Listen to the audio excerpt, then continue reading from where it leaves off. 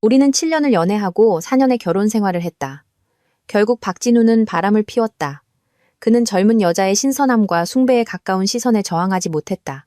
그가 바람 피운 사실을 알게 된 날, 나는 창가에 앉아 해가 지고 다시 뜰 때까지 꼼짝도 하지 않았다.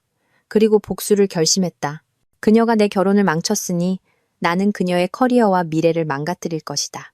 그가 내 사랑을 배신했으니 나는 그를 파산시키고 그가 선택한 행복과 함께 나락으로 떨어뜨릴 것이다. 누구도 나보다 잘 살게 두지 않으리라. 박진우가 아래층으로 내려갈 때 나는 방금 부계정으로 임수민의 최신 인스타그램 게시물을 확인했다. 흰 셔츠에 데님 미니스커트를 입은 젊은 여자의 얼굴에는 청춘의 생기가 넘쳤다. 상태 메시지는 데이트, 렛츠고였다. 고개를 들어 그를 보니 그 역시 흰 셔츠에 청바지 차림이었다. 30대 중반임에도 여전히 남성미가 넘치는 모습이었다. 두 사람이 커플룩을 맞춰 입기로 약속한 것이 분명했다. 박진우는 내게 다가와 부드럽게 머리를 쓰다듬으며 웃었다. 나 다녀올게. 박진우의 잘생긴 얼굴. 바로 이 외모에 내가 반했었다는 사실을 부정할 수는 없었다. 특히 그가 웃을 때는 잘생기고 다정했다. 안타깝게도 지금은 그저 비웃음만 나올 뿐이었다. 나는 미소로 화답하며 그가 문을 나서는 것을 지켜보았다. 아마 이것이 우리가 서로에게 다정하게 대하는 마지막 순간일 것이다. 오늘 이후로 그는 분명히 매우 까칠해질 테니 아마 오늘 밤에는 폭풍우가 몰아칠 것이다. 나는 지난 반년 동안 이 날을 준비해왔다. 오직 누구도 나보다 행복하게 살지 못하기를 바라면서 계속 웃음이 나왔지만 눈가에서는 눈물이 흘러내렸다. 어쨌든 11년의 세월이었다. 나는 모든 것을 바쳤지만 반년 전 그는 결국 나를 배신했다. 박진우의 외도를 발견한 날은 여느 때와 다름없는 평범한 날이었다. 우리는 평소처럼 저녁을 먹었다. 우리는 보통 이 시간에 하루 동안 있었던 일들을 나누곤 했다. 서로 바빴기 때문에 이런 사적인 시간을 더욱 소중히 여겼다. 하지만 그날 그는 자주 정신을 팔았고 가끔씩 휴대폰 메시지에 답하며 자기도 모르게 미소를 지었다. 그가 세 번째로 메시지에 답할 때 나는 미간을 찌푸리며 젓가락을 내려놓고 그를 쳐다보았다. 뭘 그렇게 열심히 보길래 계속 답장이야? 그는 내가 불쾌해하는 것을 알아차리고 휴대폰을 집어넣으며 나를 달래듯 웃었다. 아, 프로젝트 팀이 아직 야근 중인데 좀 급한 문제가 생겨서 자, 우리 밥 먹자. 화내지 말고. 그러면서 그가 내가 가장 좋아하는 생선구이의 가장 맛있는 살점을 내 밥그릇에 놓아주었다. 자기가 제일 좋아하는 살. 나는 그를 쳐다보았다. 마음속에 왠지 모를 경계심이 일었다. 나는 그를 너무 잘 알았다. 그날 밤 우리는 평소처럼 밥을 먹고 이야기를 나누고 잠자리에 들었다. 하지만 그는 내가 아직 잠들지 않았다는 것을 몰랐다. 깊은 밤은 무서울 정도로 고요했다. 나는 조용히 그의 휴대폰을 집어들었다. 우리는 서로를 신뢰했고 비밀번호를 알면서도 한 번도 서로의 휴대폰을 확인한 적이 없었다. 하지만 오늘 밤 나는 예전에 경멸했던 짓을 하고 말았다. 나는 서재 소파에 앉아 그의 휴대폰을 샅샅이 뒤졌다. 카카오톡 대화 목록에는 낯선 사람이 없었다. 하지만 프로젝트팀 단톡방에도 저녁 시간에 나눈 대화 내용은 없었다. 주소록을 훑어보았다. 나는 여전히 상단에 고정되어 있었다. 하지만 아래로 스크롤하다가 프로필 사진이 미니마우스인 사람에게 눈길이 멈췄다. 클릭했지만 친구 추가 시에 인사말조차 없는 텅 빈 대화창이었다. 나는 그녀의 인스타그램을 열었다. 인스타그램을 보면서도 나는 그들이 아무런 잘못된 행동도 하지 않았기를 기도하고 또 기도했다. 인스타그램 피드에는 그녀의 다채로운 삶이 기록되어 있었다. 다른 여자친구들과 함께 찍은 셀카도 많았다. 그녀는 매우 자신감 넘치고 활발해 보였고 웃을 때는 해바라기 같았다. 내가 보기에도 참 예뻤다. 2달 전 피드에서 나는 박진우의 옆모습 사진을 발견했다. 뚜렷한 얼굴선. 상태 메시지는 우상, 아이돌을 인터뷰했다. 너무 행복해. 역시 내가 오랫동안 좋아한 A대 선배님은 최고야였다. 배경은 박진우의 사무실이었다. 하지만 이것만으로는 아무것도 증명할 수 없었다. 휴대폰을 쥔 내 손이 약간 떨렸다. 하지만 나는 여전히 희망을 버리지 않았다. 더 이전 피드를 훑어보았다. 그들의 단체 사진이 있었다. 사진에는 많은 사람이 있었고 두 사람은 꽤 멀리 떨어져 있었다. 배경은 아마도 A대학교 개교기념일 행사 같았다. 그가 모교에서 강연 초청을 받았다고 말했던 기억이 났다. 나는 해외 출장 중이라 참석할 수 없었다. 그날 그가 전화로 우리들의 학창시절 예시하기를 신나게 늘어놓았던 것이 기억났다. 더 이전으로 거슬러 올라가니 두 사람의 교류 흔적은 전혀 없었다. 지금 생각해보니 아마 그 개교기념일 행사가 두 사람을 알게 된 계기였을 것이다. 나는 그 단체 사진부터 다시 훑어보았다. 일부 기억들이 점점 선명해졌다. 그녀가 고급 레스토랑 사진을 올린 날, 박진우는 내게 프로젝트 팀이 야근한다고 했다. 그녀가 회전 초밥집 사진을 올린 날, 박진우는 내게 저녁에 고객과 약속이 있다고 했다. 그녀가 돌고래와 함께 찍은 사진을 올린 날, 박진우는 여전히 내게 야근해야 한다고 했다. 심지어 그가 자랑하며 내게 사다 준 유명 베이커리의 빵조차 그녀와 함께 체크인했던 곳이었다. 사진에는 박진우가 함께했다는 정보가 전혀 없었지만 나는 이것이 스스로를 속일 핑계가 되지 않는다는 것을 알았다. 나는 그 게시물들을 캡처해두고 조용히 그의 휴대폰을 제자리에 돌려놓았다. 창가에 앉으니 손발이 이미 싸늘하게 식어 있었다. 나는 몸을 웅크리고 창가 구석에 웅크렸다. 눈물은 소리 없이 뺨을 적셨다. 머릿속은 혼란스러웠고 뼛속까지 시린 추위만 느껴졌다. 나와 박진우는 11년을 알고 지냈고 7년을 연애했으며 4년을 결혼했다. 나는 우리가 영원히 함께할 줄 알았다. 우리는 길을 잃지 않기로 약속했었다. 하지만 이제 와보니 아마 내가 너무 섣부른 환상을 가졌던 것 같다. 이 순간 나는 내가 그를 조금 안다는 사실이 미웠다. 나와 그는 A대학교 1학년 때 학생 식당에서 처음 만났다. 그날 나는 밥을 먹으러 학생 식당에 갔다가 배식구에서 동기들에게 밥을 퍼주고 있는 잘생긴 남학생을 언뜻 보았다. 마스크를 썼음에도 그의 잘생김은 가려지지 않았다. 잘생긴 눈썹을 찡그린 채 손에 든 국자를 뚫어져라 쳐다보고 있었다. 가까이 다가가니 옆에 있던 배식 아주머니가 그를 가르치는 소리가 들렸다. 학생, 그렇게 고기를 많이 풀면 안 되지. 국자를 좀 흔들어야지. 됐어. 그만 퍼. 밥을 받은 남학생은 눈을 동그랗게 뜨면서도 박진우에게 고맙다고 했다. 고맙다 친구야. 그런 상황에 배식구에 있던 박진우는 더욱 어쩔 줄 몰라 했다. 나는 그 자리에 서서 그저 우스꽝스럽다고 생각하며 그 배식구로 다가갔다. 그가 서툴게 국자를 흔들려고 하지만 방법을 모르는 모습을 지켜보았다. 옆에서 들려오는 아주머니의 한숨소리. 그날 오후 우리는 도서관에서 다시 마주쳤다. 우리는 각기 다른 방향에서 다가와 동시에 같은 책을 집으려 손을 뻗었고 놀라 서로를 쳐다보았다. 이번에 그는 마스크를 쓰지 않았다. 뚜렷한 이목구비. 내 마음속에는 정말 잘생겼다는 한마디뿐이었다. 그 순간 시간이 멈춘 것 같았다. 내가 멍하니 있는 순간 그는 책을 내게 양보하고 다른 책을 집어들고는 말없이 돌아서 가버렸다. 나는 조금 기분이 상했다. 어쨌든 나도 예쁘고 활발한 여자였으니까. 그래서 나는 저녁에도 학생 식당에 가서 그가 허둥대는 모습을 보며 화를 풀기로 결심했다. 하지만 2시간도 채 되지 않아 우리는 사회문제 토론회에서 다시 만났다. 나와 그는 둘 다 1학년 때 동아리에 새로 가입한 회원이었다. 이제 나는 그의 이름이 박진우라는 것을 알게 되었다. 회의가 끝나고 그가 서둘러 떠나는 것을 보고 문득 생각이 떠올랐다. 나는 재빨리 그를 뒤쫓아갔다. 박진우 선배, 그가 뒤돌아 나를 보았다. 역광 속에서 그 순간이 내 심장을 저격하는 것 같았다. 무슨 일이야? 그의 목소리는 매우 차분하고 듣기 좋았다. 나는 그의 곁으로 다가가 웃으며 그를 바라보았다. 내 눈빛은 햇살로 가득했다. 박진우 선배, 우리 오늘 3번이나 만났네요. 이런 말 들어본 적 있어요? 1번 만나면 인연이고 3번 만나면 운명이래요. 그는 내 말을 듣고 입꼬리를 살짝 올리며 미소를 지었다. 눈빛은 다정했지만 입에서 나온 말은 그리 상냥하지 않았다. 처음 듣는데. 그런데 이서연하고 나 아르바이트 늦었어. 안녕. 그리고는 서둘러 돌아서 가버렸다. 젠장, 무뚝뚝한 나무 토막을 건드렸구나. 하지만 그날 저녁 나는 여전히 그가 일하는 학생 식당에 밥을 먹으러 갔다. 그는 나처럼 당황하지 않고 미소를 지으며 내게 밥을 퍼주었고 몰래 닭다리를 하나 더 얹어주었다. 우리는 자연스럽게 가까워졌고 서로를 더 알아갔다. 관계를 확정한 날도 아주 평범한 날이었다. 동아리 회의가 끝나고 함께 자료를 정리한 후 그가 나를 기숙사까지 바래다 주었다. 기숙사 아래에서 그는 가방에서 선물을 꺼냈다. 별 모양 팔찌였다. 그의 눈빛은 더 이상 장난기 없이 긴장감으로 가득했다. 이서연하고 내 여자친구가 되어줄래?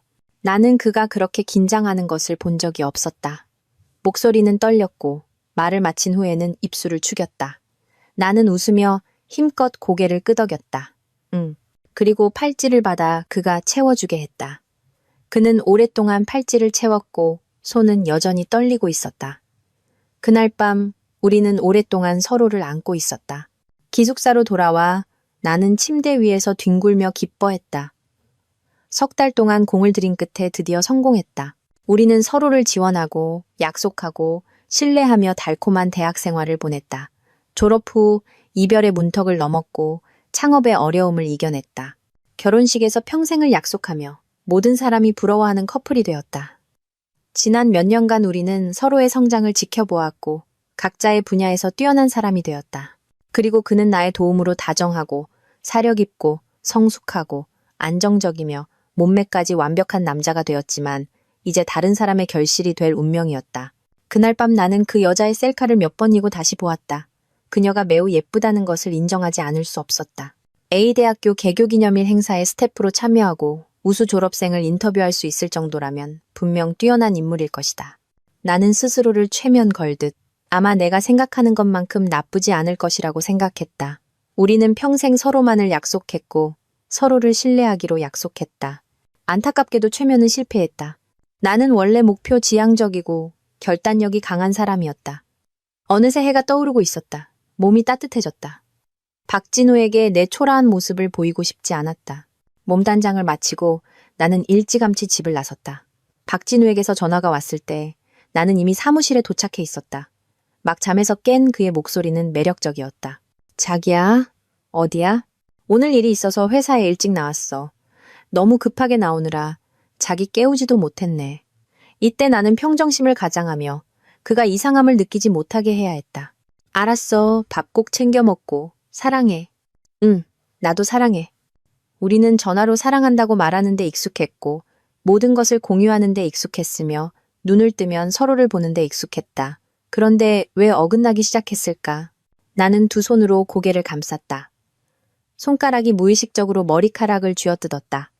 고통스럽게 한숨을 쉬며 스스로를 진정시키려 했었다.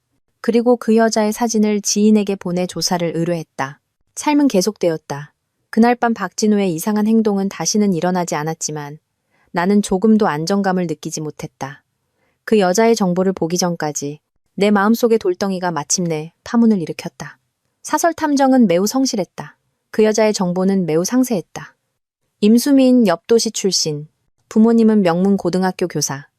어릴 때부터 성적이 우수했고 현재 A대학교 컴퓨터공학과 3학년, 박진우의 직속 후배였다. 내 예감이 맞았다. 정보에는 박진우와 그녀가 유명 레스토랑, 회전초밥집, 박진우 회사 아래 카페에서 함께 찍은 사진이 포함되어 있었다. 사진 속 두 사람은 스킨십은 없었지만 묘하게 잘 어울렸다. 나는 갑자기 이 여자를 만나고 싶어졌다. 마침 며칠 전 대학원 지도 교수님께 후배들을 위한 강연 및 인터뷰 초청을 받았다. 강연 당일 교수님과 학과장님이 나와 동행했다. 나는 학생들에게 몇 가지 사례를 공유했고 반응은 매우 좋았다.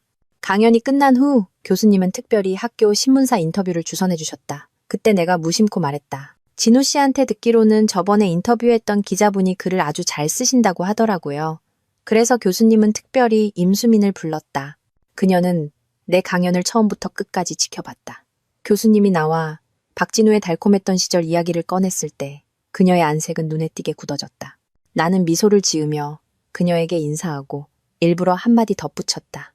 수민 씨가 저번에 우리 남편 인터뷰한 기사 봤어요. 아주 잘 썼더라고요. 이번 인터뷰도 기대할게요. 그 여자는 분명 가방을 꽉 쥐었고 눈빛은 더 이상 사진 속처럼 빛나지 않았다. 어색한 인터뷰가 끝나고 나는 교수님과 몇몇 학생들과 식사를 했다. 임수민도 있었다. 왜 그녀가 자리를 피하지 않았는지 모르겠다. 식사 자리에서 나의 유도 아래 교수님은 나와 박진우의 학창시절 이야기를 여러 번 꺼냈다. 우리가 함께 학교 토론 동아리를 이끌어 전국 대학생 토론대회에서 우승했던 이야기, 박진우가 나와 함께 수업을 듣기 위해 자주 따라다녔던 이야기. 나는 임수민의 얼굴이 점점 창백해지는 것을 보며 갑자기 이런 어린애를 괴롭히는 것이 참 재미없다고 느꼈다. 그날 밤 집에 돌아오니 박진우가 소파에 앉아 나를 기다리고 있었다. 휴대폰을 손에 들고 있다가 내가 돌아오자마자 다가왔다. 오늘 모교 다녀온 거 어땠어? 학교 신문사 인터뷰 있는 건 왜 말 안 했어? 보아하니 그 어린애가 일러 바쳤군. 나는 모르는 척하며 그를 흘끗 쳐다보았다. 지도 교수님이 강연 반응이 좋다고 해서 주선해 주신 거야. 근데 자기는 어떻게 알았어? 인터뷰 있는 거. 그의 미소가 살짝 굳었다. 그리고는 태연하게 대답했다. 자기를 인터뷰한 기자랑 나를 인터뷰했던 기자가 같은 사람이거든? 전에 나 인터뷰할 때 카톡 친구 추가했었어. 자기 인터뷰 끝나고 일부러 나한테 우리 정말 잘 어울린다고 하더라. 그 친구 눈썰미가 꽤 있네. 나는 웃으며 그를 쳐다보고 떠보듯 말했다. 그 어린 친구가 내 카톡은 추가 안 하던데 보아하니 그 친구 눈에는 내 위치랑 박진우 선배님 위치가 다른가 보네? 내 말을 듣고 나를 안고 있던 그의 팔이 분명히 굳어졌다. 잠시 후 그는 팔에 힘을 주어 나를 꽉 안고 흔들었다. 자기야, 질투하는 거야? 자기가 질투하니까 너무 좋다. 근데 그 친구가 나를 추가한 건 아마 내가 직속 선배라서 그럴 거야. 나 믿어야 해. 말하면서 내 목과 어깨에 머리를 비볐다.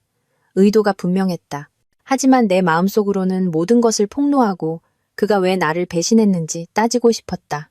그러나 이성이 허락하지 않았다. 지금 나는 몇 장의 불분명한 사진 외에는 아무런 증거가 없었다.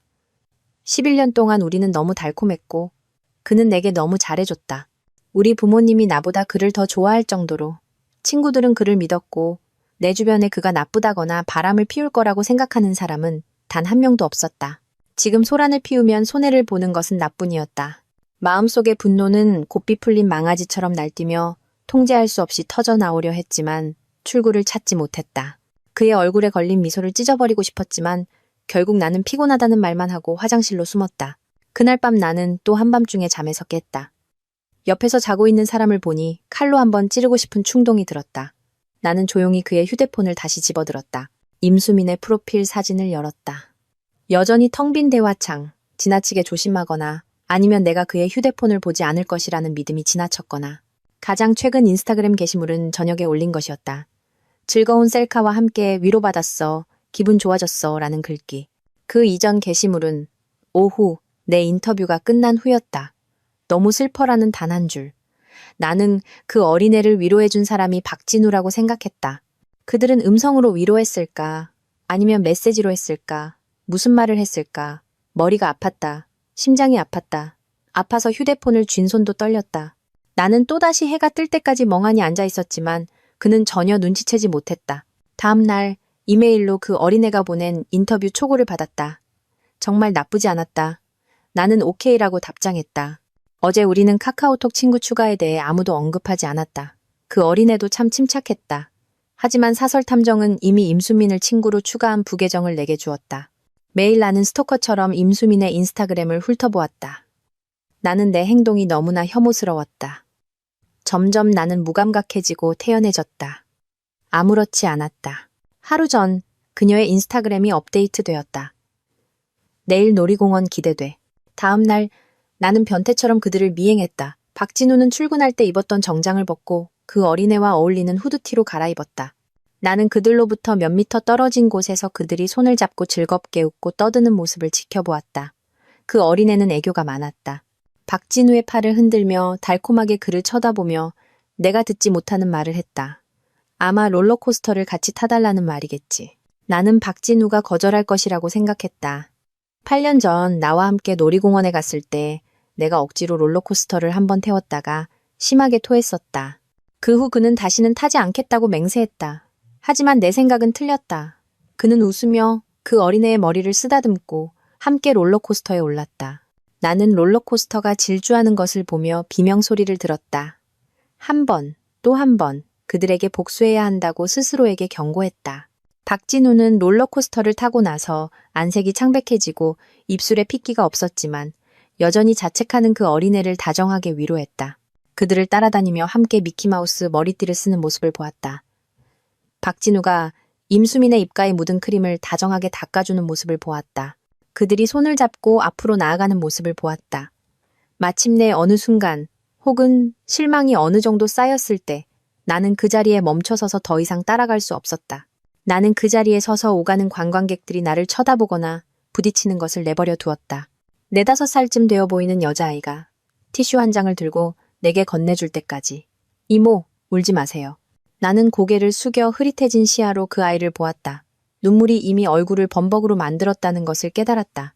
나는 티슈를 받아들고 웃으며 고맙다고 했다. 그 미소는 아마 우는 것보다 더 보기 흉했을 것이다. 아이에게서 진지한 꾸지람을 들었다. 이모는 예쁜데 울면 안 예뻐요. 맞다. 나는 이렇게 예쁜데. 박진우, 그는 정말 양심을 개에게 줘버리고 눈을 늑대에게 줘버린 놈이다. 나는 그가 왜 바람을 피우고 약속을 저버렸는지 알고 싶지 않았다. 그저 내 스스로 벗어나고 싶었다. 인생은 길다. 이제 겨우 11년이다. 나는 이제 30이다. 인생은 아직 절반도 지나지 않았다. 나는 몸을 돌려 떠났다. 내가 더 이상 필요 없는 사람이지만 대가는 치러야 한다. 집으로 돌아와 나는 점차 평정을 되찾았다. 그가 이상하다는 것을 안 그날 밤부터 지금까지 보름. 시간과 끊임없이 그들의 교류를 보도록 강요하며 둔감화 치료를 한 덕분에 충분히 큰 실망은 이전의 달콤함과 행복을 상쇄할 수 있었다. 집안의 모든 동산, 부동산 자산을 정리했다. 내가 재물을 전공했기 때문에 집안의 모든 투자는 내가 관리했다. 나는 반년 동안 이 집을 법적으로 빚더미로 만들 계획이었다. 어려운 것은 박진우의 회사였다. 그는 대학원 때부터 창업을 시작해 7년을 겪었고 현재 몇 차례의 투자 유치를 거쳐 상장이라는 중요한 단계에 와 있었다. 그렇다. 이렇게 중요한 단계에서 그는 후환을 생각하지 않고 다른 마음을 품었다. 이 어린애가 그의 마음속에서 어떤 위치인지 알 수 있었다. 나는 그가 결과를 충분히 고려하고 임수민을 선택했는지 아니면 내가 그를 위해 임수민의 존재를 받아들이고 이혼하거나 이를 크게 버리지 않을 것이라고 생각했는지 알 수 없었다. 밤이 깊어 그가 돌아왔다. 놀이공원에서 입었던 옷을 갈아입고 아침에 출근할 때 입었던 정장을 입고 있었다. 그는 어떻게 그렇게 자연스럽게 변신할 수 있을까? 그는 소파에 앉아있는 나를 보고 다가와 나를 안았다. 이상하게도 그의 몸에서 다른 냄새는 나지 않았지만 나는 여전히 역겨움을 느꼈다. 그는 나를 품에 안고 야근의 고단함을 토로했다. 그가 보지 못하는 곳에서 내 눈은 증오로 가득했다. 그가 어떻게 나를 바보 취급하며 속일 수 있을까? 그가 의심하지 않도록 나는 평소처럼 오늘 있었던 일을 공유하며 무심코 선배가 소개해준 투자건에 대해 이야기했다. 그는 웃으며 내가 결정하라고 했다. 그는 나를 믿었다. 나는 유동자금과 부동산 담보 대출금을 투자 명목으로 점차 옮겼다. 그는 전혀 눈치채지 못했다. 그와 임수민이 길에서 키스하는 사진을 본 날, 나는 사람을 고용해 임수민 주변 몇몇을 매수했다. 그들에게 임수민을 유혹하여 사치스러운 소비를 하고 화려한 장소에 드나들게 하며 명예와 이익에 대한 시야를 넓혀 그녀의 욕망과 야망을 키우도록 지시했다. 나는 그녀가 점점 현실적으로 변하는 것을, 박진우가 그녀를 위해 돈을 쓰는 것을 지켜보았다. 나는 그녀를 높이 올려놓고 그녀가 추락할 날을 기다렸다.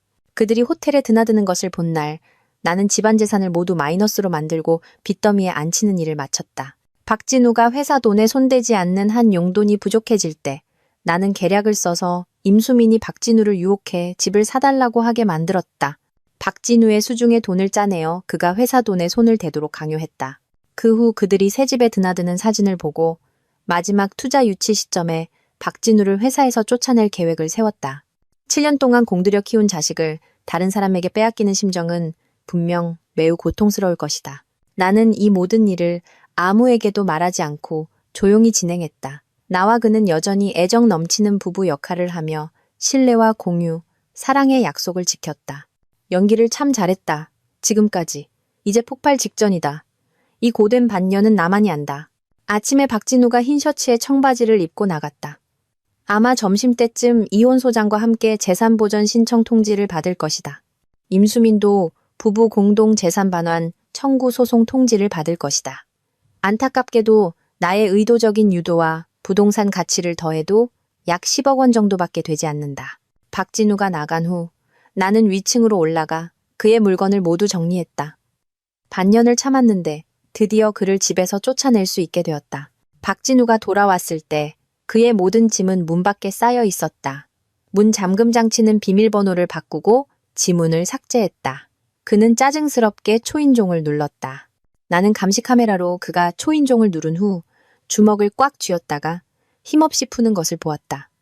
아침의 좋은 기분은 온데간데없고 초조함만 남았다.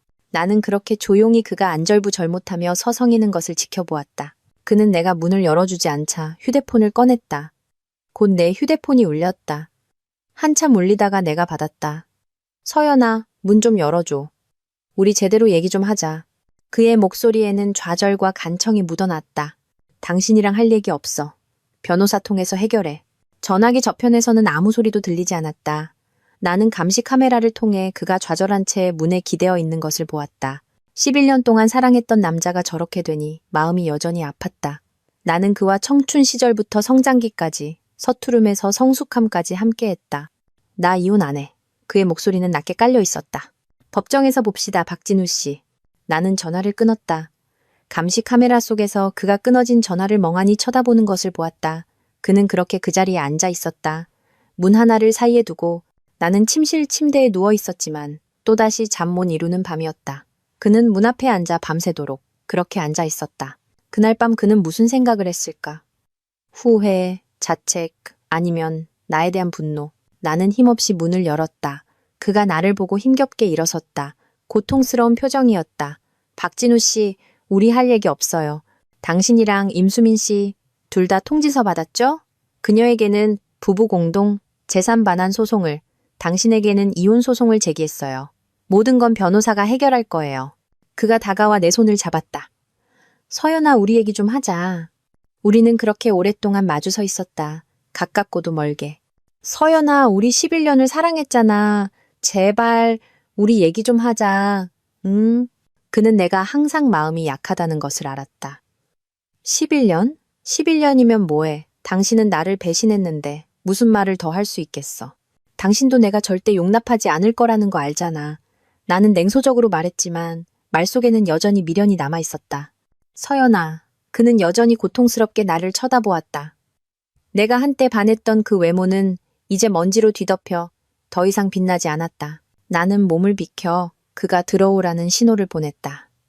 그는 소파에 앉아 고개를 숙이고 나를 쳐다보지 못했다. 서연아, 난 널 사랑해. 한 번도 이혼할 생각은 안 했어. 믿어줄래? 나는 피식 웃으며 아무 말도 하지 않았다. 그가 혼자 말하도록 내버려 두었다. 네가 받아들이지 못할 거라는 거 알아. 이번에는 네가 날 용서하지 않겠지. 어제 통지서를 받았을 때 제일 먼저 든 생각은 네가 이 사실을 알았을 때 얼마나 고통스러울까 하는 거였어. 얼마나 오래 알았어. 얼마나 오래 고통스러웠어. 서연아, 난 널 사랑해. 지금도 널 사랑해. 아직도 믿어줄 수 있겠어? 그는 고개를 들어 기대에 찬 눈빛으로 나를 쳐다보았다. 나는 정말 어이가 없었다. 나더러 믿으라고? 감히 믿을 수가 없네. 사랑이라는 단어 더럽히지 마. 그 자신도 어이가 없는지 냉소적으로 웃었다. 우리는 11년을 사랑했어. 나는 우리가 평생 함께 할 거라고, 평온하지만 행복하게 지낼 거라고 항상 믿었어. 임수민의 등장은 고요한 어항에 뛰어든 신선한 물고기 같았어. 그녀는 잔잔했던 내 마음에 파문을 일으켰지. 그녀는 숭배하는 눈빛으로 나를 쳐다봤고 자기가 내 우상이라고 말했어. 네게서는 한 번도 느껴보지 못했던 많은 숭배와 자극을 줬어. 그래서 나는 점점 욕심이 생겼어. 나는 그녀에게 아내가 있고 절대 이혼하지 않을 거라고 말했지만 그녀는 여전히 불 속으로 뛰어들었어. 그저 내가 시간을 내주기만 하면 된다고 했어. 그거 알아? 몇 년 동안 나는 많은 사람들을 거절했어. 그들은 나를 공처가라고 비웃었지만 나는 다 웃어넘겼어. 하지만 거절당한 후에 임수민의 울음소리는 내 마음에 남았어. 나는 더 이상 그녀를 거절할 수 없다는 것을 깨달았지. 내가 그녀를 좋아한다는 걸 부정하지 않아. 나 참 욕심 많지? 둘 다 놓을 수가 없어. 임수민은 너에게 영향을 주지 않을 거야. 그녀는 아주 얌전할 거야. 서연아, 이혼하지 않으면 안 될까? 그의 말도 안 되는 소리를 듣고 나는 정말 어떻게 반응해야 할지 몰랐다. 그는 무슨 근거로 내가 그의 더러운 생각을 받아들일 수 있다고 생각하는 걸까? 그 어린애가 얌전하면 뭐해? 나는 정말 그의 머리를 열어보고 안에 무엇이 들었는지 보고 싶었다. 몇 년 동안 뇌에 물이라도 찼나. 세월이 흘러도 한 사람을 제대로 이해할 수는 없는 모양이다. 박진우 씨, 나 갑자기 당신을 모르겠어요. 아마 당신 같은 남자는 이해할 수 없을 거예요. 바람 피운 거 변명하지 마요. 당신이 말하고 싶다니까 들어주는 거지. 이런 말도 안 되는 소리 들으려고 한 거 아니에요. 나는 그의 말을 차갑게 끊었다. 당신이 임수민에게 쓴 돈에 대해서는 사람 시켜서 조사했어요. 집은 회수할 거고 나머지 3억 원이 안 되는 현금도 다 회수할 거예요. 이혼 전에 당신이 먼저 갚을 생각은 꿈도 꾸지 마요. 한 푼도 못 건드리게 할 거니까. 우리 현재 재산은 빚더미예요. 빚은 같이 짊어지는 거고요. 당신 명의로 된 회사 지분도 내게 넘어올 거예요. 당신 명의 지분 중 40%는 내가 가져가야겠어요. 빚더미?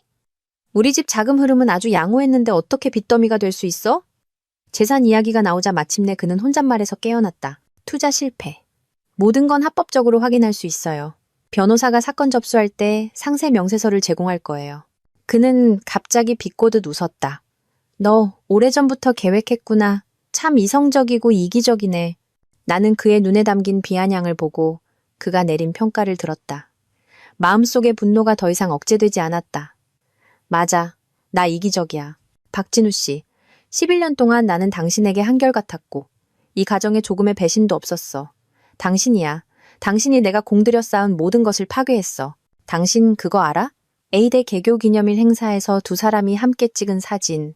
그녀가 당신 옆모습 찍어준 사진. 당신이 그녀랑 맞추려고 젊게 입은 모습. 두 사람이 키스하고 호텔 드나들고 손잡고 노는 사진. 심지어 두 사람 롯데월드 간 거 따라가서 당신이 그녀 옆에 있는 거 몇 미터 떨어진 곳에서 펑펑 울면서 본 거. 당신 그거 알아? 당신은 그냥 짐승이야. 우리가 이렇게 될 줄은 상상도 못했어. 나는 속이 좁은 사람이야. 박진우 씨, 똑똑히 들어. 나는 당신들 두 사람이 편하게 살게 두지 않을 거야. 꺼져! 나는 미친 사람처럼 멍하니 있는 박진우를 끌고 그가 반응하기도 전에 문 밖으로 밀어냈다. 그리고는 힘없이 문에 기대어 큰 소리로 울며 분노를 터뜨렸다. 문 저편에서 그가 작은 소리로 미안하다고 말하는 것을 들었지만 이제 와서 무슨 소용이 있겠는가.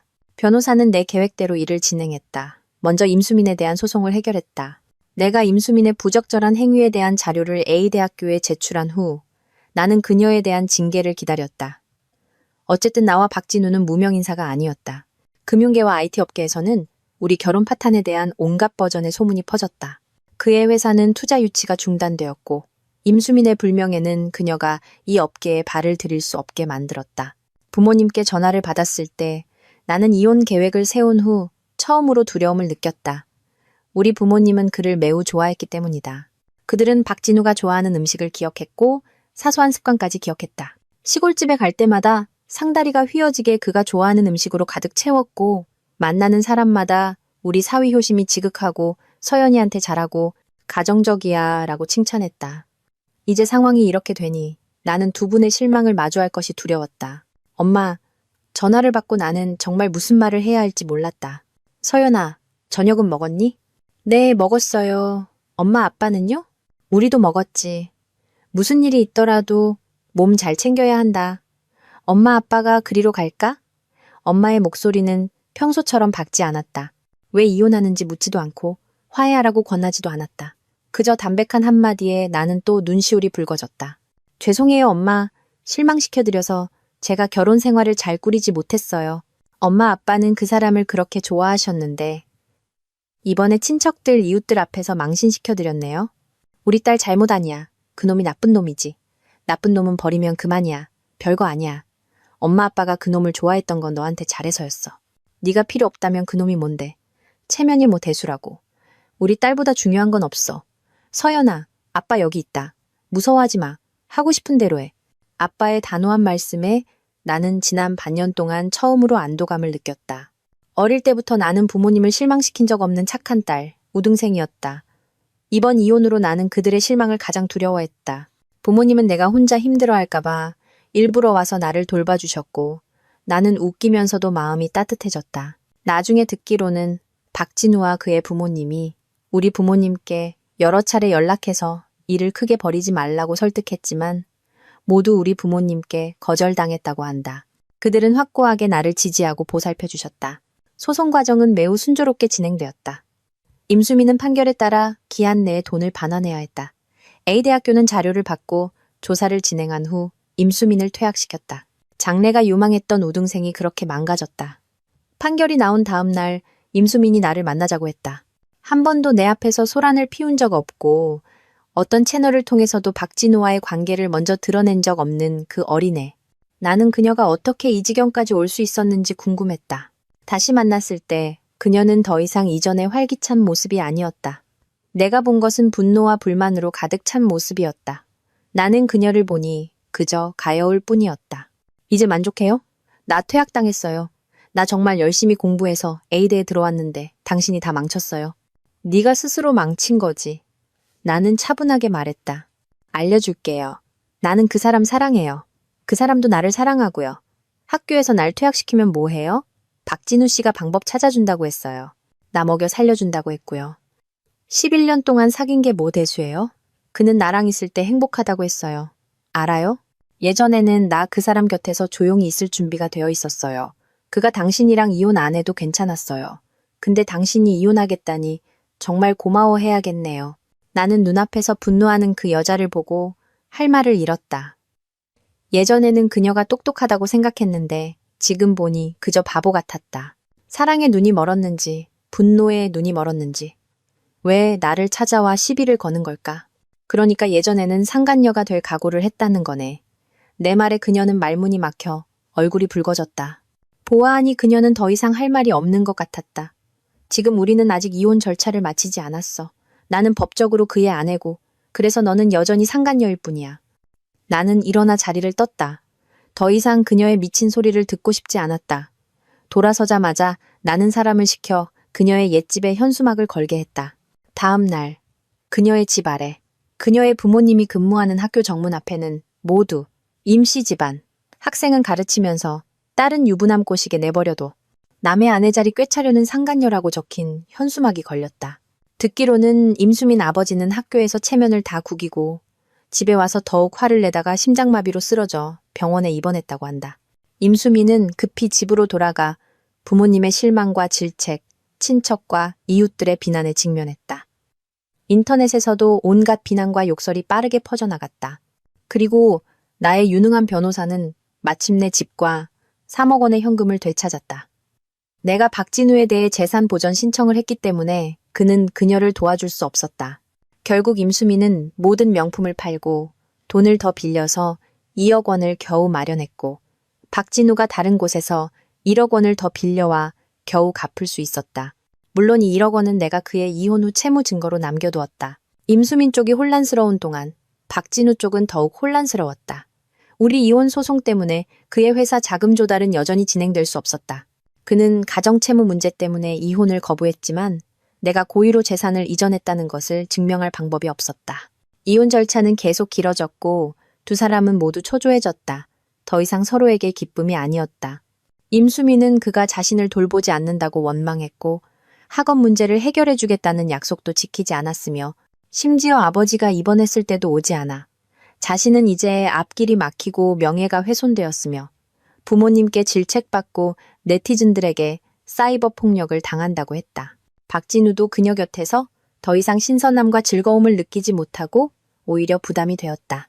마침내 더 이상 미룰 수 없는 회사 자금 조달 압박 속에서 박진우는 가정채무를 인정하고 나의 이혼 조건에 동의했다. 다만 회사 지분은 자신에게만 팔 수 있다는 조건을 달았다. 그렇게 그는 수억 원의 빚을 안고 이혼했다. 그는 회사를 지켰다고 생각했지만 나는 나의 투자 인맥을 통해 그의 마지막 투자 라운드에 손을 썼다. 다른 주주들과 연합하여 그를 회사에서 쫓아낼 계획을 세웠다. 자금 조달이 끝나자 그는 축출당했다. 그가 회사를 떠나는 날, 나는 일부러 그를 보러 갔다. 그가 종이 상자를 안고 슬프게 자신의 사무실을 나서는 모습, 사무 공간을 나서는 모습, 그가 일군 전쟁터를 나서는 모습을 보았다. 내 마음도 생각만큼 편하지는 않았다. 회사가 나스닥에 상장하여 종을 치는 날, 아무도 창업자인 박진우를 기억하지 않았다. 아마 기억하는 사람이 있더라도 더 이상 언급하지 않을 것이다. 그도 아마 아무도 주목하지 않는 구석에서 자신이 공들여 키운 자식이 점점 멀어지는 것을 슬프게 바라보고 있었을 것이다. 모든 일이 끝난 후 나는 스스로에게 휴가를 주었다. 우리가 항상 계획했지만 실행하지 못했던 아프리카로 떠났다. 가난하지만 희망에 찬 아프리카 아이들을 보고 야생동물의 대이동의 장관을 느끼며 나는 광활하고 원시적인 초원 위에 서서 지난 11년의 과거를 완전히 내려놓았다. 좋았던 나빴던 그것은 이미 과거였다. 다시 박진우의 소식을 들은 것은 2년 후 한 기술 포럼에서였다. 듣기로는 그가 다시 창업했지만 이번에는 순조롭지 않았다고 한다. 제품 경쟁력이 없어 투자금은 모두 물거품이 되고 빚더미에 앉았다고. 다시 박진우를 만난 것은 한 투자 설명회에서였다. 그는 투자를 받기 위해 왔고 나는 투자자 자격으로 왔다. 그는 한때 내가 사주었던 정장을 여전히 입고 투자자들에게 잔을 비웠다. 하지만 이제는 맞지 않았다. 마른 몸은 정장을 지탱하지 못해 초췌해 보였다. 나는 다른 테이블에서 다른 사람들의 투자 요청을 기다리며 모두에게 둘러싸여 정중한 대접을 받으며 멀리서 그를 낯선 사람처럼 바라보았다. 그가 배를 움켜쥐는 것을 보니 위장병이 또 도진 모양이었다. 창업 초기에 그는 술을 마시다가 위를 버렸었다. 나중에 회사가 커져 억지로 술을 마실 필요가 없어지고 나의 정성 어린 보살핌 덕분에 병이 호전되었었다. 이제 내가 키워준 그 위장이 다시 가여워졌다. 모임이 끝나고 나는 차에 앉아 있었다. 마르고 안색이 안 좋으며 수수한 옷차림의 임수민이 박진우를 부축해 택시에 태우는 것을 보았다. 소원 성취라고 해야 하나. 휴가를 다녀와서 그들의 소식을 보고받았다. 듣기로는 임수민 부모님은 체면 때문에 조기 퇴직하고 이사했으며 임수민은 학업을 계속할 수 없었지만 박진우 곁에 남아 함께 창업했다고 한다. 나중에 업계 친구들이 계속 그들을 괴롭힐 거냐고 물었을 때 나는 거절했다. 애인에게 쓰려고 회사 돈을 횡령했다는 오명과 나날이 변하는 IT 업계의 변화 속에서 박진우는 더 이상 재기할 기회가 없을 것이다. 임수민과 함께 가난한 길을 걷는 것은 이미 정해진 수순이었다. 이쯤에서 그만두자. 옆에서 뻗어나온 손이 내 손을 꽉 잡았다. 뭘 그렇게 봐? 웃으며 말했다. 나는 고개를 돌려 조수석에 앉은 남자를 보았다. 그의 손을 꽉 잡고 10손가락을 깍지 꼈다. 얼굴에는 행복이 가득했다. 내가 그를 쳐다보자 남자는 환하게 웃었다. 박진우 말이 틀리지 않았다. 젊은 사람은 정말 충분히 신선하고 자극적이다. 박진우는 눈을 깜빡이자 사람들에게 둘러싸인 이서연을 보았다. 그녀는 고급 맞춤 정장을 입고 우아한 몸짓으로 수백억 원의 투자 프로젝트를 논하는 거물들 사이에서 태연하게 대처하고 있었다. 그 세계는 그가 더 이상 발들일 수 없는 계층이었다. 2년 만이었다. 마지막으로 본 것은 회사가 상장하여 종을 칠 때였고 그도 그저 군중 속에서 조용히 지켜볼 뿐이었다. 이제 다시 만나니 그는 고개를 숙여 더 이상 맞지 않는 자신의 정장을 보았다. 여전히 3년 전 스타일이었다. 씁쓸하게 웃으며 시선을 거두었다. 더 생각할 겨를도 없이 고개를 돌려 새로운 회사에 투자해줄 사람을 서둘러 찾았다. 2년 전 진성테크 상장 전날 밤 회사에서 쫓겨난 후 그는 다시 창업하여 지금의 신성테크를 세웠다. 안타깝게도 현재 회사는 자원도 경쟁력 있는 혁신 제품도 없어 진전이 어려웠다. 투자가 없으면 한 달도 버티기 힘들었다. 3년 전에는 쳐다보지도 않았던 투자자들이 이제는 구명더처가 되었다. 몇억 원의 투자를 위해 이 잔, 저 잔을 비웠다. 박 대표, 예전에 진성테크였다면 2억은커녕 제가 1억을 들고 참여하겠다고 해도 두 손 들고 환영했을 텐데 지금의 신성테크는 좀...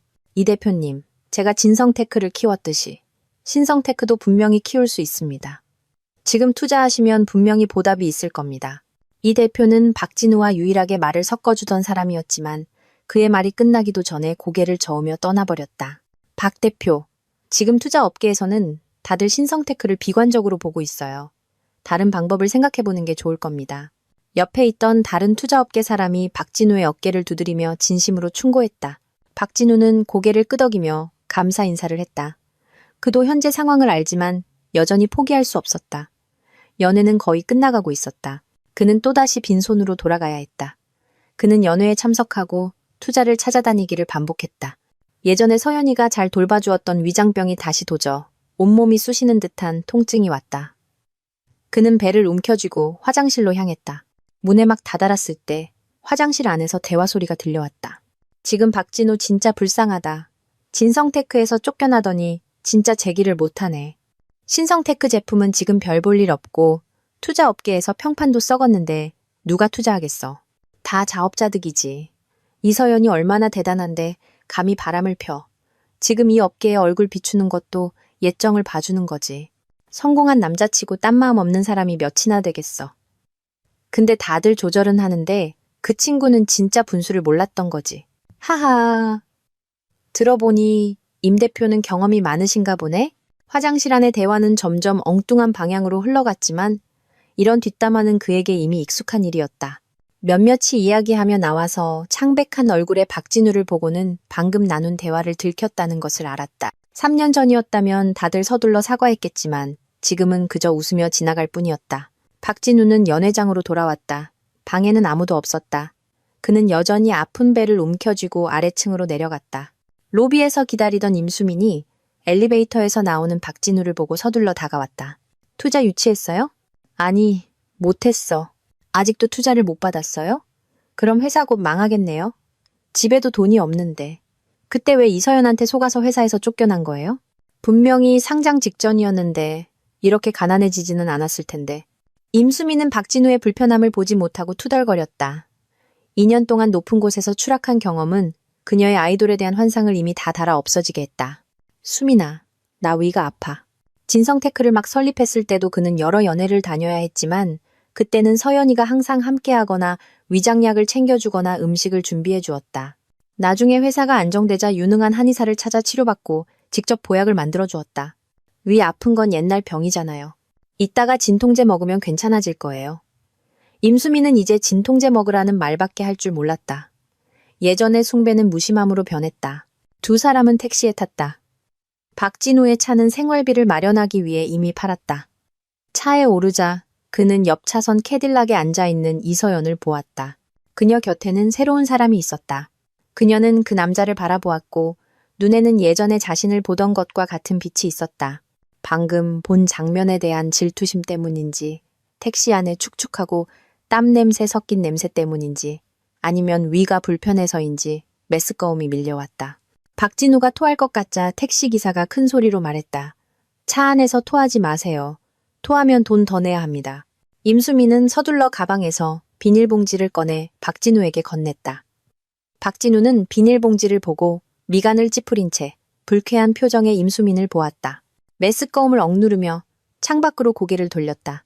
손에 쥔 비닐봉지를 꽉 쥐자 힘줄이 돋았다. 운전석의 기사는 계속 중얼거렸다. 여기에 드나드는 사람들은 다 사장님, 부자인 줄 알았더니만 창밖에는 비가 내렸다. 빗방울이 차창을 때리는 소리가 선명하게 들렸다. 옆에 있던 임수민은 계속 불평했다. 2년 동안 회사는 빚더미에 앉았고 원래는 오빠가 제2의 진성테크를 만들 줄 알았는데 결과는 아무것도 아니네. 빚만 잔뜩 지고. 차라리 그 돈으로 다른 데 투자하거나 집을 샀으면 지금은 아무것도 없지는 않았을 텐데. 나는 정말 오빠 때문에 대학도 못 다니고 이렇게 고생했는데 아무것도 얻은 게 없네. 나 2년 가까이 옷도 못 샀어. 뭐 하나 입으려면 다 계산해야 하고. 나도 이제 겨우 20대인데 불평과 작은 흐느낌이 이미 비좁은 공간을 더욱 답답하게 만들었다. 네가 스스로 선택한 길이 아니었나? 예전에 네가 먼저 나를 찾아왔잖아. 잊었어? 이런 불평은 처음이 아니었다. 예전에는 매번 박진우가 조용히 참았지만 이번에는 혼자 감당하고 싶지 않았다. 화가 나서 목소리를 낮추었다. 비웃음과 분노가 가득한 목소리로 임수민을 쳐다보자 그녀는 몸을 떨었다. 한참 후 박진우는 시선을 거두고 창밖을 보았다. 어쩌다 이 지경까지 오게 되었을까. 박진우는 오른손을 꽉 쥐고 옆 좌석을 세게 쳤다. 마음속에 울분을 떨쳐낼 수 없었다. 그와 이서연은 11년을 함께했다. 대학교에서 처음 본 순간 그의 서투름을 목격한 그 여자는 그의 마음에 들어왔다.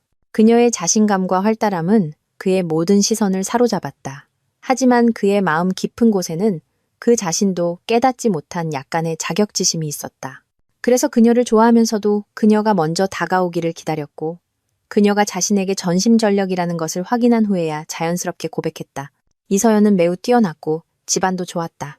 그녀는 작은 도시 출신의 청년 박진우에게 많은 첫 경험을 하게 해주었고 많은 것을 가르쳐 주었으며 상류 사회를 접하게 해주었다. 또한 두 사람의 생활을 매우 깔끔하게 정리하여 그가 걱정 없이 앞만 보고 나아갈 수 있게 해주었다. 마침내 진성테크는 성공했지만 그는 거만해졌다. 임수민은 그의 성공이 절정에 달했을 때 나타났다. 그녀의 눈에 담긴 숭배, 작은 여자의 의존은 이서연이 한 번도 준 적 없는 것이었고 일시적으로 그의 남성 우월주의를 만족시켰다. 그는 이혼할 생각은 한 번도 없었지만 그 순수한 숭배의 눈빛을 견딜 수 없었다. 집에는 이서연이 있으니 편안함을 찾고 싶을 때는 임수민을 찾으면 된다고 생각했다. 하지만 그는 이서연이 손해볼 사람이 아니라는 것을 잊었다. 사실이 증명하듯 이서연이 박진우를 떠날 수 없는 것이 아니라 이서연을 떠난 박진우가 아무것도 아니었다. 처음에 진성테크에서 쫓겨났을 때 사실 이서연은 그를 완전히 죽이지는 않았다. 주식을 판 돈은 그가 평범한 생활을 하기에 충분했다. 지출을 계산해야 했지만. 하지만 그의 마음속 불만과 물질적 생활을 경험했던 임수민의 부추김이 그를 창업하게 만들었다. 안타깝게도 이번 창업에서는 예전 같은 신선함, 인맥, 자원이 없었다. 게다가 외도, 회사 돈 횡령이라는 오명과 나날이 변하는 IT 업계 속에서 그는 다시 일어설 수 없었다. 두 사람은 지친 몸을 이끌고 위층으로 올라가 집문을 열었다. 어질러진 집을 보았다. 임수민은 원래 집안일에 소질이 없는 사람이었다. 예전에 박진우는 그녀가 아직 어린이 시간을 내서 조금씩 치울 것이라고 생각했지만 오늘 그는 깊은 무력감을 느꼈다. 그는 찻상 위에 쌓인 과자 쓰레기 더미를 지나 소파 위에 쌓인 빨았거나 빨지 않은 옷 더미를 무시하고 무거운 발걸음으로 침실로 향했다. 침대에 누워 멍하니 천장을 바라보았다. 임수민이 조심스럽게 다가왔다. 오늘의 박진우는 그녀를 두렵게 했다. 오빠, 아직 위 아파요. 진통제 먹을래요? 저번에 검사한 거 결과는 찾아왔어요? 위통은 더 이상 무시할 수 없었다. 저번 검사는 바빠서 결과를 찾는 것을 잊었다. 아, 깜빡했네. 내가 찾아올걸. 요즘 너무 바빴어. 회사 일도 신경 써야 하고 집안일도 신경 써야 하고. 박진우는 눈을 감고 임수민의 말을 더 이상 듣지 않았다. 내가 직접 갈게라고 대답했다. 위안 말기. 박진우는 손에 든 결과를 보고 마음속에 별다른 놀라움이 없었다. 오히려 먼지가 가라앉은 듯한 느낌마저 들었다. 의사는 계속 말하고 있었지만 그의 생각은 이미 멀리가 있었다. 아마 이것이 그의 업보일 것이다. 그는 병원 로비 의자에 앉아 오가는 사람들을 보며 회사의 빠듯한 재정 상황과 목숨을 구할 돈을 어디서 구해야 할지 생각했다. 살고 싶다는 갈망이 강렬하게 솟아올랐다. 갑자기 무언가 떠올랐다. 다행히도 예전에 이서연이 자신을 위해 들어준 보험 덕분에. 그는 예전에 그녀가 매년 수천만 원짜리 보험을 드는 것에 반대했던 것을 기억했다. 이제 그것이 자신의 구명줄이 되었다. 이제 그는 회사를 관리할 힘이 없었다. 버티기 전에 신성테크를 팔아야 했다. 외부 빚을 다 갚을 수는 없지만 제때 손실을 끊어야 했다. 박진우는 조금씩 계획을 세웠다. 이번에는 훨씬 현실적이었다. 임수민은 회사가 팔린 후에야 사실을 알았다. 그녀는 항상 부자 사모님의 삶을 꿈꿨다. 예전 같은 물질적 생활로 돌아갈 수 있다는 꿈이 그녀가 박진우와 함께 2년을 버티게 해주었다. 꿈이 깨지자 그녀는 완전히 미쳐버렸다. 박진우, 이 나쁜 놈아! 나 잘 살게 해준다고 약속했잖아. 나 몰래 회사를 팔아? 어쩌자는 거야? 내가 너랑 얼마나 고생했는데. 너 남자 맞아? 네가 날 망쳤어. 박진우는 눈앞에서 울부짖는 여자를 보았다. 그는 그저 후회스러울 뿐이었다. 나 위안 말기야. 한마디가 임수민의 울부짖음을 멈추게 했다. 계획 다 세워뒀어. 회사는 더 이상 버틸 수 없으니 제때 손실을 끊어야 해. 팔면 아직 빚이 좀 남지만 이 집이랑 예전에 내 보험금으로 거의 다 갚을 수 있어.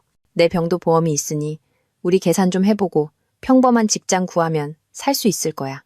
집을 팔아? 난 동의 못해. 네가 예전에 나한테 준 보험 계약서 찾아봐. 내가 계산 좀 해볼게. 박진우는 임수민을 쳐다보며 계속 말했다. 이 집은 결혼 전에 산 거라 팔지 말지는 내가 결정해. 하지만 빚은 결혼 후에 생긴 거니 너는 따를 수밖에 없어. 아니면 빚 절반을 짊어지고 떠나거나. 임수민은 멍하니 서 있었다. 분명히 큰 충격을 받은 모습이었다. 박진우는 그녀가 받아들일 시간을 주며 기다렸다. 보험? 무슨 보험? 한참 멍하니 앉아있다가 임수민은 정신을 차렸다. 협조할 수밖에 없었다. 내가 매년 붙이라고 했던 보험 말이야. 이서연이 오랫동안 연구해서 우리 같은 사업가에게 가장 적합한 보험이었어. 매년 억 단위로 내야 하지만 지금은 구세주지. 임수민의 텅 빈 멍한 눈빛을 보고 불길한 예감이 들었다. 너 설마 안 붙였다고 말하지는 않겠지. 임수민은 고개를 숙였다. 목소리는 더듬거렸고 울음 섞인 소리가 났다. 나는 이런 거 잘 모르잖아. 1년에 억 단위가 너무 비싸다고만 생각했어. 정말 몰랐어. 이 순간 박진우는 절망감에 더 이상 화낼 힘도 돈이 어디로 갔는지 물어볼 기력도 없었다. 박진우는 이 모든 것이 그저 꿈이기를 간절히 바랐다. 잠에서 깨면 3년 전으로 돌아가 있기를.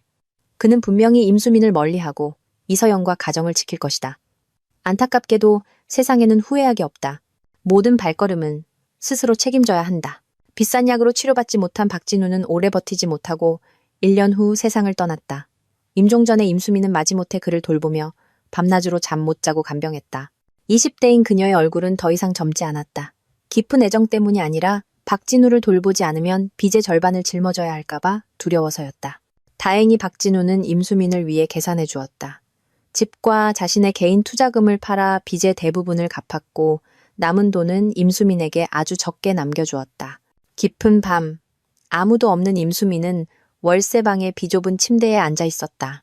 때로는 화려한 직장 생활의 아름다운 미래를 생각하고 때로는 부자 사모님이 되어 박진우와 행복하게 사는 꿈을 꾸었다. 하지만 현실은 돌아갈 집도 의지할 사람도 없었다. 매일 하는 아르바이트도 일이 있을 때도 있고 없을 때도 있었다. 함께 일하는 사람들은 모두 그녀를 피했다. 분명 가장 아름다운 나이인데 미친 듯이 멍하니 있을 때도 있고 원망에 차 있을 때도 있고 멍하니 공허할 때도 있었다.